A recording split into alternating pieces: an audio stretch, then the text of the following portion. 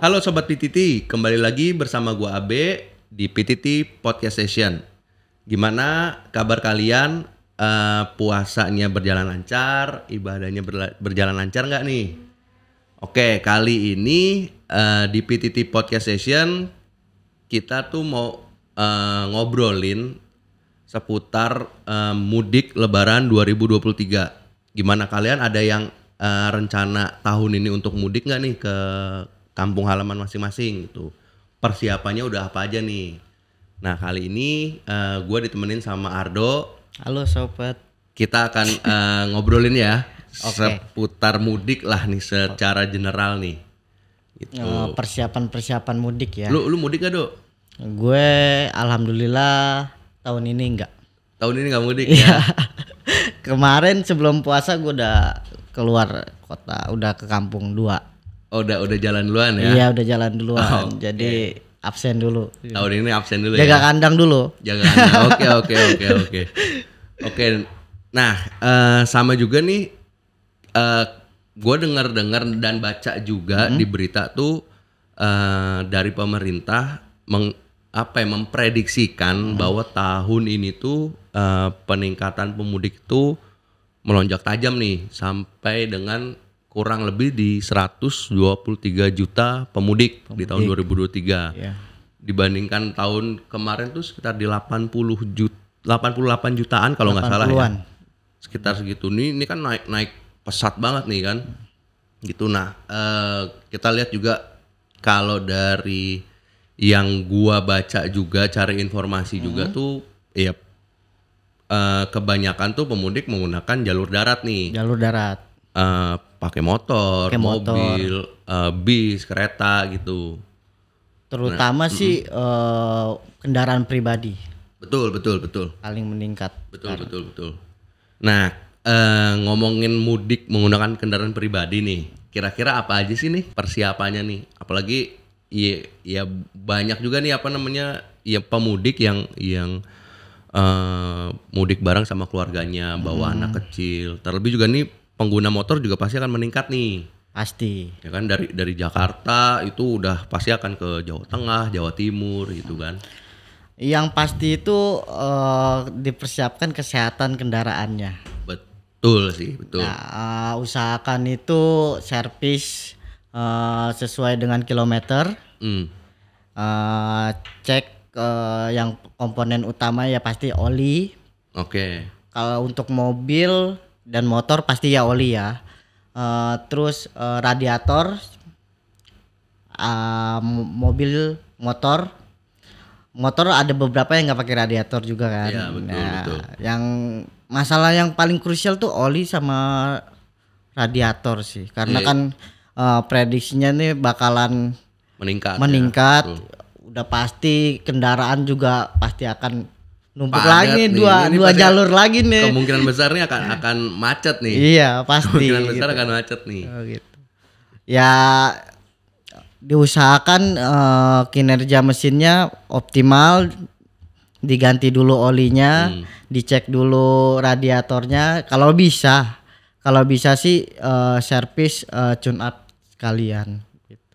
Gitu. Jadi kita juga nyaman saat berkendara, tidak khawatir juga karena Iya, betul. hal-hal yang krusial itu udah kita cek kan gitu. Nah, sebelum berangkat paling opsi lainnya tuh seperti tekanan ban harus dicek. Saat sudah berangkat juga ya, sering dicek. Terus air wiper Ya, itu penting tuh. Betul. Apalagi cuaca sekarang kan juga gonta-gantinya tuh cepat banget kan. Lagi dia. panas banget, tiba-tiba hujan Iya, gitu. betul. Lumayan lah ya, kalau nggak ada air wiper ini agak repot juga loh.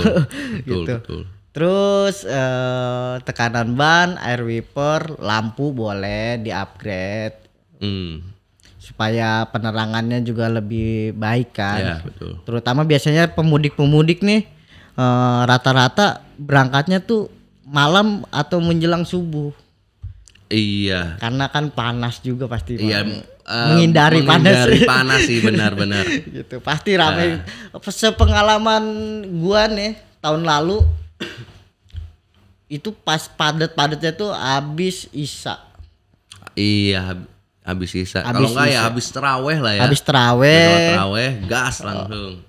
Dan mampetnya itu, tersendatnya itu di tol pintu utama Cikampek. Iya. Nah, itu sampai subuh tuh.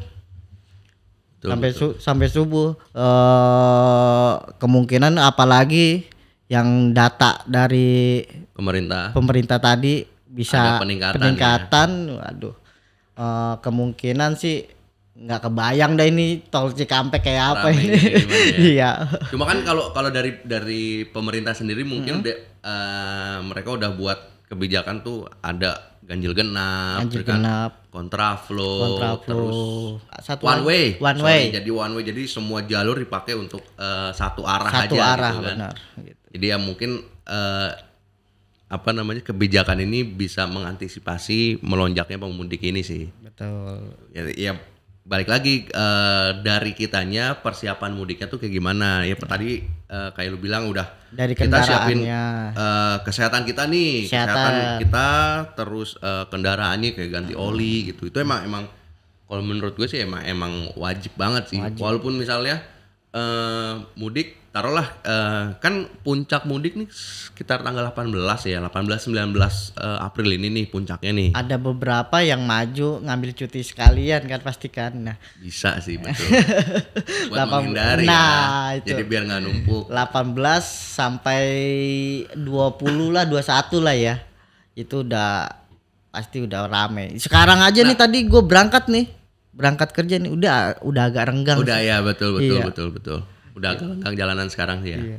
Nah, ada juga nih misalnya contoh gua nih, gua baru ganti oli mobil tuh taruhlah di bulan Januari lah gitu. Dan mobil gua tuh juga termasuk jarang digunain gitu. Bukan penggunaan harian gitu. Nah, sedangkan gua rencana nih mudik di April ini kan. Nah, kalau rekomendasinya kan banyak yang berdasarkan dari kilometer jarak tempuh ataupun bulan gitu. Nah, kalau bisa dibilang kalau dari bulan itu mobil gua kan belum kena nih misalnya minimum penggantian di 6 bulan 6 bulan. Belum kena di 6 bulan gitu kan. Januari, Februari baru 4 bulan lah kan? Ya. Dan termasuk juga jarang keluar. Nah, gua baiknya tuh gua ganti oli lagi atau yaudah gua biarin dulu nih gitu. Dicek dulu di sticknya. Oh, cek kualitas olinya. Kualitas olinya gitu. Kalau kita lihat dari warnanya masih oke, volumenya juga masih oke, gas aja, nggak jadi masalah. Gitu. Nah, tapi ya usahakan di perjalanan juga dicek juga. Dicek juga, misalkan takutnya ada urgent atau apa ya lebih baik menghindari kan gitu. Tapi sepengalaman gue sih gue gas aja sih. Gas aja sih selama oli masih keadaan baik, volumenya juga masih baik gitu, masih dia level up. Paling ya pulang dari mudiknya itu gue ganti. Iya betul. Jadi ya buat jalan nggak apa-apa pakai masih pakai oli yang lama nih belum ganti kan. Ya. Pas balik baru kita ganti. Ya kecuali pemakaian daily. Betul. Nah, kayaknya harus wajib diganti deh kalau daily. Walaupun belum kena minimum bulannya atau minimum kilometernya ya harus ganti tuh ya. Ya. Apalagi penggunaan harian dalam bener. kota gitu kan, Jabodetabek macetnya udah tahu kayak gimana ya. Kan. Apalagi prediksinya ini pasti macet juga kan. Kita juga nggak tahu nih gimana ke depannya, ya lebih baik diganti. Ya, karena susah juga loh kalau lagi mudik nyari oli. Iya sih benar. Nyari bengkel pinggiran tuh. Gua terakhir itu pas tahun kemarin mudik, gua bawa oli. Emang cadangan ya? Enggak cadangan. Gua seperti kasusnya kayak lu. Nah, tanggung nih ya kan, masih bagus ya, emang belum, gue selalu memaksimalkan performa dari olinya. Oke. Ya kan, tanggung nih gue bawa oli aja, cuman filternya nggak ada. Gue muter satu kampung nyari tuh filter, nemu, cuman harganya gila. Pasti sih. Nah jadi ambil hikmahnya aja, yang baiknya aja deh gitu. Lebih baik Prepare ya. prepare Kita udah lebih baik. benar-benar prepare nih, nyiapin kendaraan kita udah maksimal nih, kita udah pede udah. Karena kan ini perayaan mayoritas lah, tahu sendiri semua juga kan pasti ikut lebaran. Betul. Jarang juga kan yang bengkel-bengkel masih buka juga. Betul. Keadaan 24 jam itu jarang, kecuali pom bensin ya. Yeah. Gitu. Pom bensin pun belum tentu ada filternya. Iya sih. Nah, itu. Mau beli online juga ribet. Nah, ribet. Ya kan? Sampai mau nganter. Ntar siapa? Iya. Ya kan? Ekspedisi juga libur semua. Nah, gitu. Betul. Terus dari oli, persiapan kita di oli kan, udah oke gitu. Naik lagi ke sistem pendingin nih, radiator gitu kan. Itu juga jadi salah satu faktor, menurut gue sih salah satu faktor penting tuh. Benar. Karena ya jarak tempuh mudik ini udah pasti jauh kan. Jauh. Udah ratusan kilometer gitu kan. Apalagi mesin idling terus. Betul, Mesin macet. Wah, itu muter terus tuh radiator. Apalagi kan. bawa keras terus anak orok ya kan, AC harus nyala terus. Betul. Ya, apalagi yang mau keluarga tuh AC mau nggak mau ya harus nyala terus dah tuh. Ya kan itu kita baiknya melakukan kuras atau flashing atau cukup ditambahin aja nih? Baiknya ya, kalau dirasa jarang ganti coolant, flashing. Biasanya rata-rata orang lupa ganti coolant. Iya sih. Cuma biasanya ya kayak gue juga suka cuma ngelihat dari reservoir aja tuh. Nah, kalau kurang ya tambahin. Intervalnya terlalu tinggi kalau untuk coolant. Minimal iya sih, itu 80.000 kilometer atau per 2 tahun. Ya kan?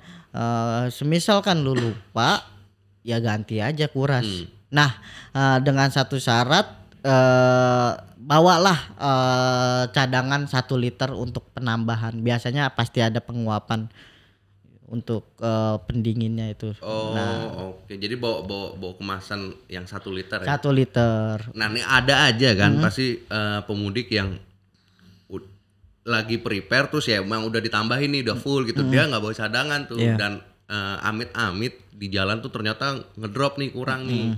Dan dia nggak bawa cadangannya tuh gimana tuh? Masih oke nggak kita ngisi air mineral gitu?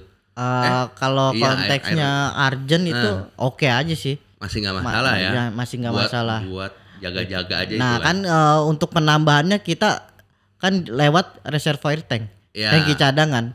Nah belum tentu juga itu terhisapkan di tangki cadangan pasti terhisap, cuman presentasinya sedikit tercampurnya, itu dibolehkan.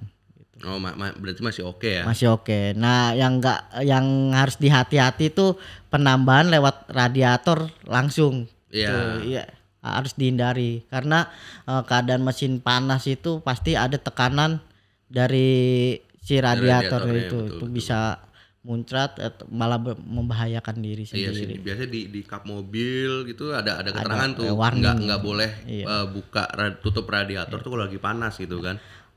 Kalau untuk mobil baru mungkin ada ya. Cuman kalau untuk mobil konteksnya udah umur biasa kan stikernya udah nggak ada. Iya sih, udah pudar karena panasnya mesin tuh jadi pudar. Kita notice lagi aja gitu ya kan.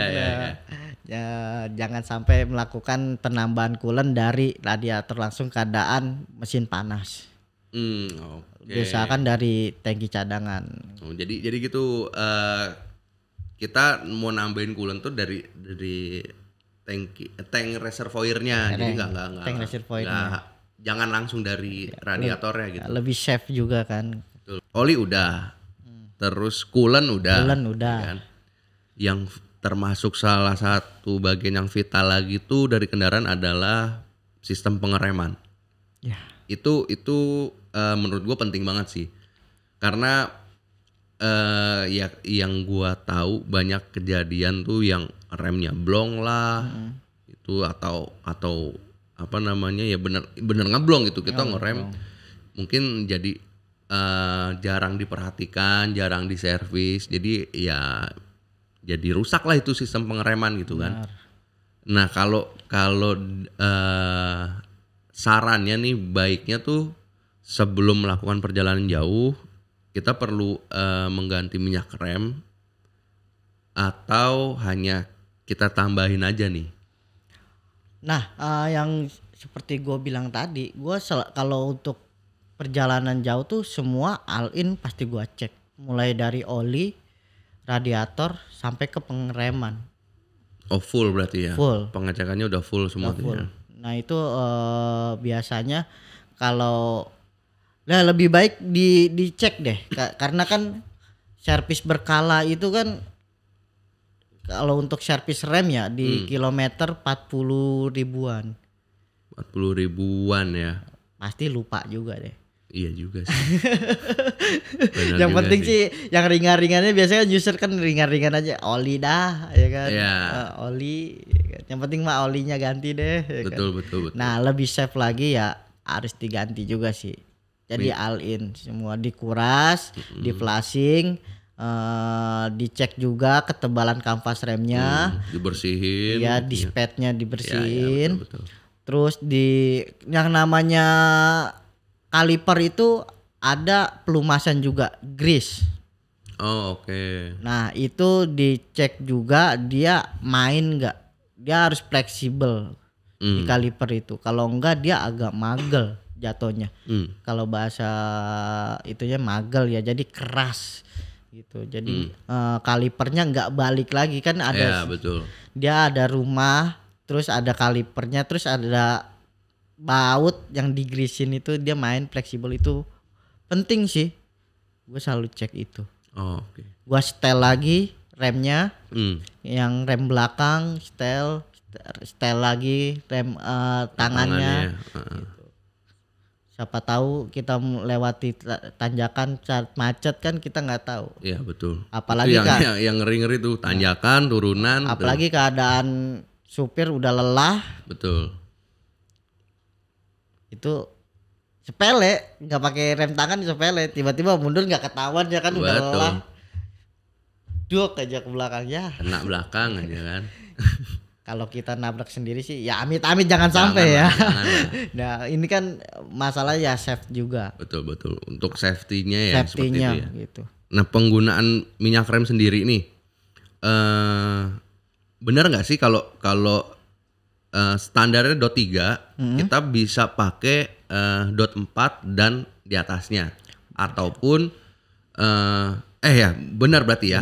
Benar kayak gitu berarti masih bisa ya. Yang nggak boleh itu kita downgrade. Standar DOT 4 kita pakai DOT 3. Itu nggak rekomendasi ya. Karena setahu gue ya di minyak rem itu sama kayak di coolant ada titik didihnya. Titik ya, betul. Nah, seumpama dia menggunakan DOT 4 biasanya engineering itu udah memperhitungkan itu daya cengkraman dari remnya itu berapa derajat. Itu kalau kita paksakan pakai DOT 3 itu akan jadi foaming. Namanya air mendidih kan jadi foaming kan. Nah, sedangkan sistem rem itu menggunakan hidrolik. Okay. Nah, hidrolik itu anti banget sama udara di dalamnya. Efeknya apa? Kadang ngelos, kadang ngikat. Nah, di situ. Betul.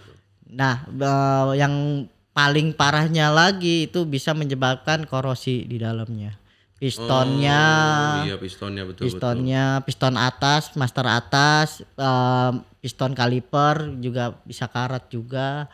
Macet jadi kalipernya. Jadi itu kelihatannya sih memang jarang, cuman kalau seumpama terjadi itu sangat fatal banget. Iya sih. Satu roda yang enggak ke rem itu ngebuang lo mobil. Ngeri ya? Ngeri. Karena gue udah pernah ngalamin kayak gitu. Gue ada rem macet ya kan. Gue ya akal-akalan rimba lah. Gue copot sebelah kanan tuh rem. Ingat banget gue pantek pakai paku di masternya.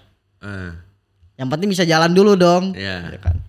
Gua lagi enak-enak jalan, gua lupa tuh ya kan. Kalau itu rem ban kanan nggak berfungsi. Pas belokan gua rem ngebuang, untung kosong. Dari jalur sebelah kanan ngebuang bener-bener ke kiri. Des. Langsung belok. Tanpa setir udah kita lurus tetap belok. Itu bahayanya. Ngeri. Nah, makanya chef kita perlu diperhatikan. Prepare. Intinya prepare. Kita ngecek kendaraan tuh secara menyeluruh lah tuh ya. Oli, coolant, pengereman, terus lampu-lampu, ya kan? Kalau lampu-lampu kan opsional lah, ya bisa enggak pun nggak jadi masalah. Yang penting ada nyalanya ya kan, hidup berfungsi lah gitu. Ya, iya sih bener kayak lampu sen, lampu rem itu juga penting. Kalau sebagai tanda kan. Lampu utama dari sobat PTT mau upgrade ke yang lebih terang ya itu jadi opsional aja ya. Opsional aja gitu.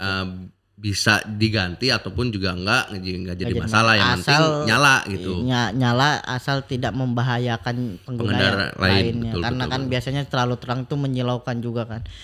Ya, harusnya di setel sesuai standar OEM-nya gitu. Biar enggak menyilaukan juga ke pengendara lain. Itu bahaya juga sih kalau kita kan biasanya keluar kota ya biasa lewat hutan-hutan kan harusnya lampu enak lebih terang dong. Nah itu biasanya dari kita enak nih, dari lawannya waduh diklasonin, didim-dimin ya kan gitu. Betul. Lanjut lagi tentang penggunaan aditif tambahan nih, kayak contohnya diesel full conditioner. Untuk perjalanan jauh butuh nggak nih kira-kira biar mungkin ya menjaga bahan bakar dieselnya sendiri, menjaga mesinnya, ruang bakarnya. Ya penting juga sih. Jadi lebih menjaga mesin dari deposit saat berkendara kan. Ya, nah lagi juga kan aditif itu kan mudah dibawa juga ya.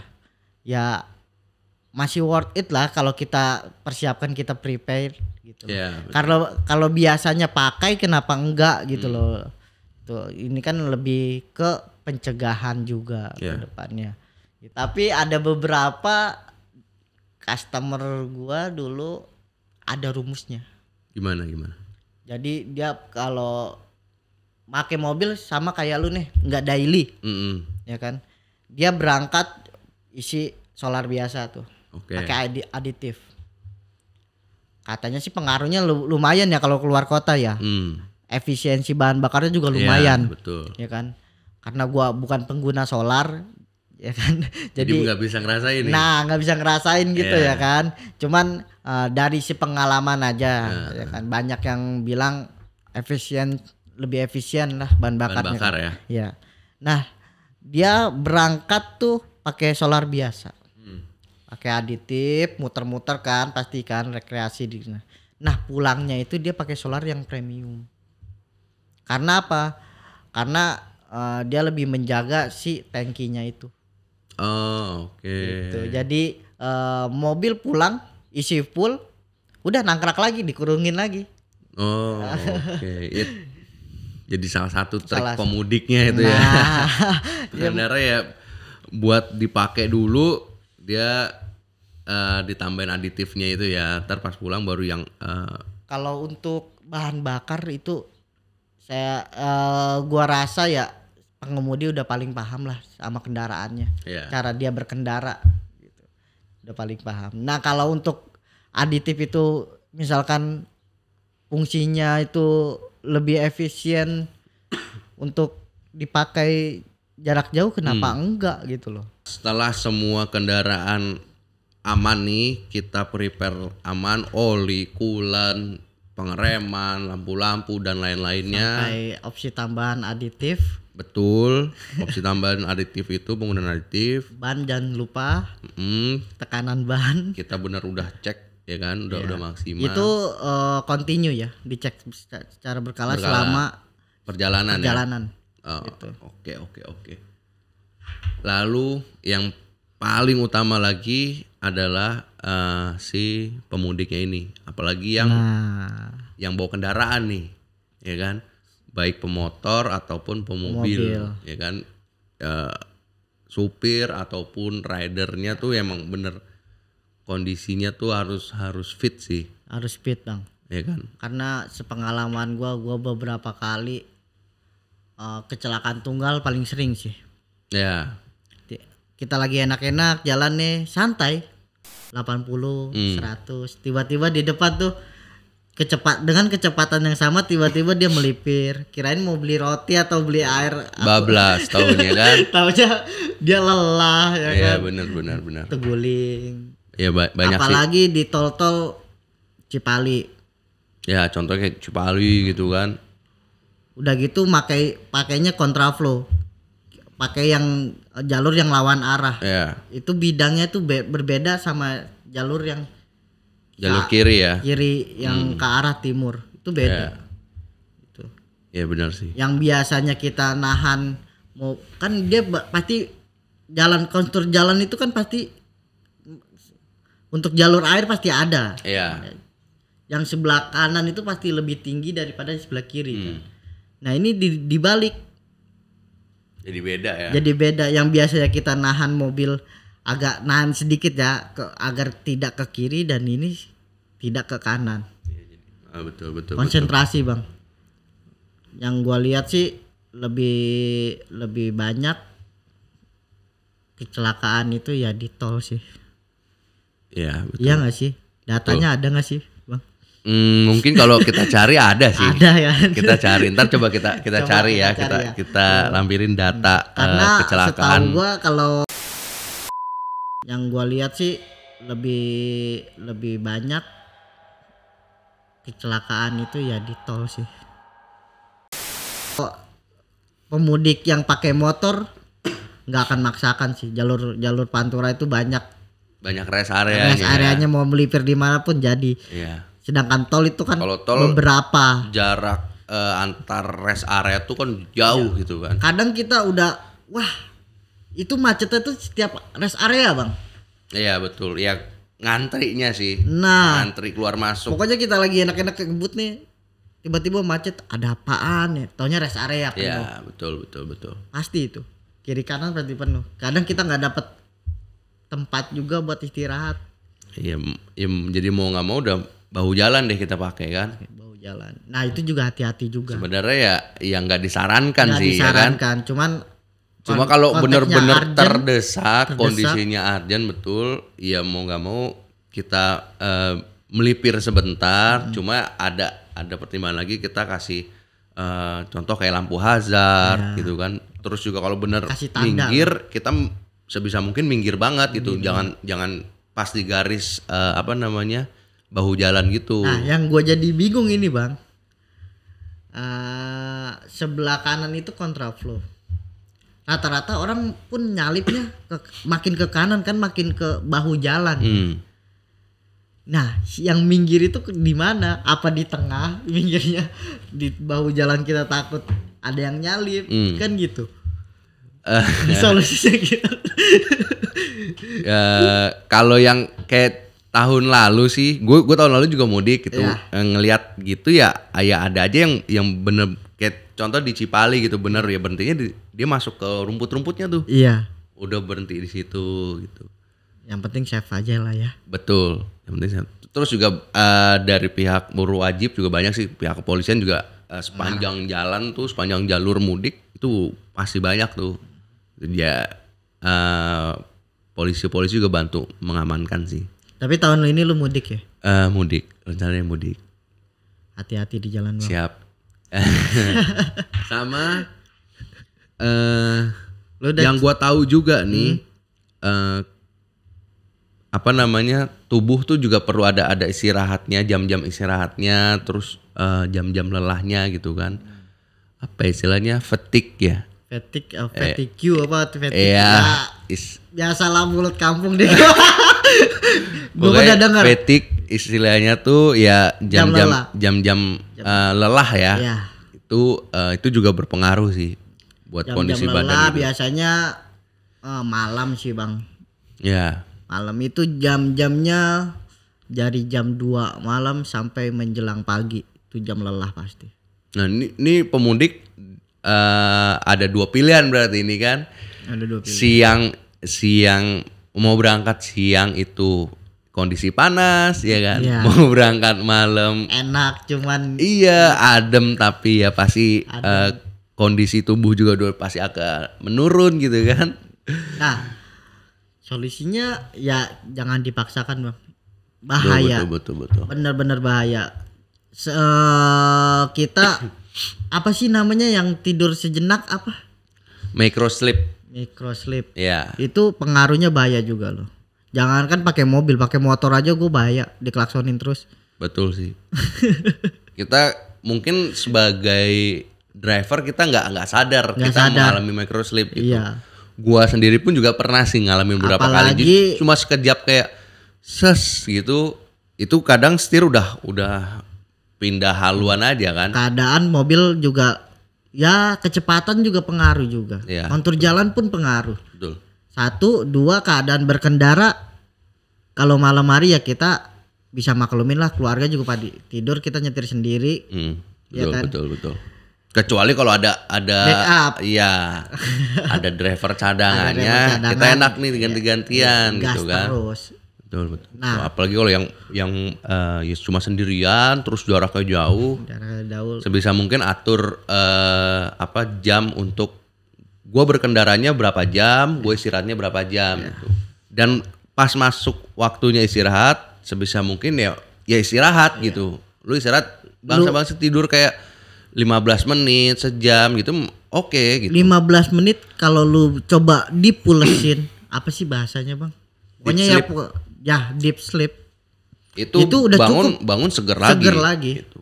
Pokoknya waktunya istirahat ya maksimal udah buat istirahat gitu kan. Jangan kebiasaannya nih yang gua lihat ada rest area nih, rehat.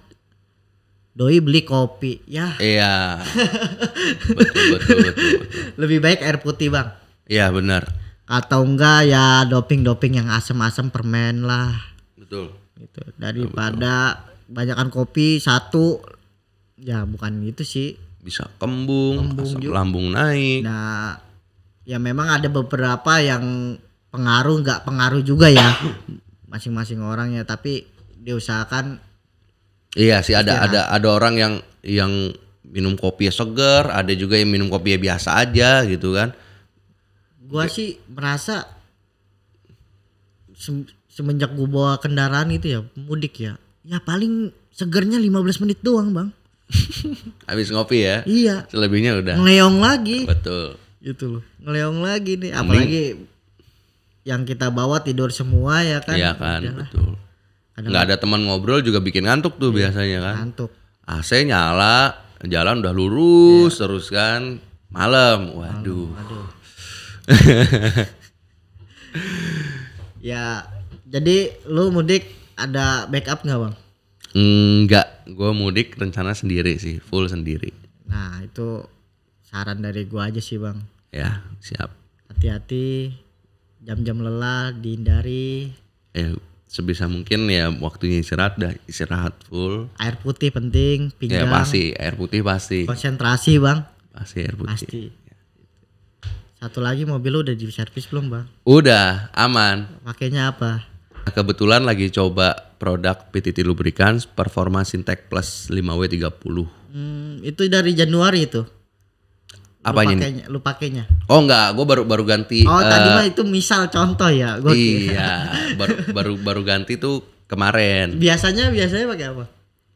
Biasanya lagi coba kemarin tuh sebelum pakai itu gue pakai yang full sintetik 530. Oke, boleh lah. Sintetik. Nah ini gue lagi coba untuk yang pakai Sintex Plus. Spill reviewnya, Bang. Siap. Rasanya gimana? Oke. Sama sebelum ganti oli, gue flashing juga sih. Flashing ya. Biar benar-benar bersih, dibawa jalannya, ya performanya enak, ya kan.